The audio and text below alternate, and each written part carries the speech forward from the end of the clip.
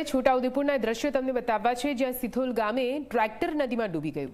ભારજ નદીમાં અચાનક પાણી આવતા ડૂબ્યું હતું ટ્રેક્ટર। રેતી ભરવા આવેલું ટ્રેક્ટર ડૂબી જવાના કારણે દ્રશ્યો સામે આવ્યા છે। સુખી ડેમમાંથી ભારજ નદીમાંથી છોડાયું હતું પાણી અને તેમાં ટ્રેક્ટર કેવી રીતે અધવચ્ચે જ પાણીમાં ગરક થઈ ગયું, આ દ્રશ્યોમાં આપ જોઈ શકો છો। ઝી24 કલાકની સ્ક્રીન પર એક્સક્લુઝિવ આ દ્રશ્યો સિથોલ ગામના દ્રશ્યો છે, જ્યાં નદીના પટમાંથી ટ્રેક્ટર નીકળતું હતું। તે દરમિયાન ડેમમાંથી વિપુલ પ્રમાણમાં પાણી છોડવામાં આવ્યું અને મોટી માત્રામાં પાણી આવી જતા જળસપાટી સતત વધી હતી।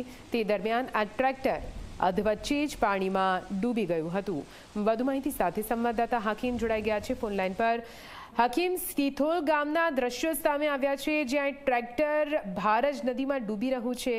ક્યારની આ ઘટના છે? શું પાણી અચાનક છોડવામાં આવ્યું હતું? કેમ આ પ્રકારે ટ્રેક્ટર પાણીમાં ડૂબ્યું?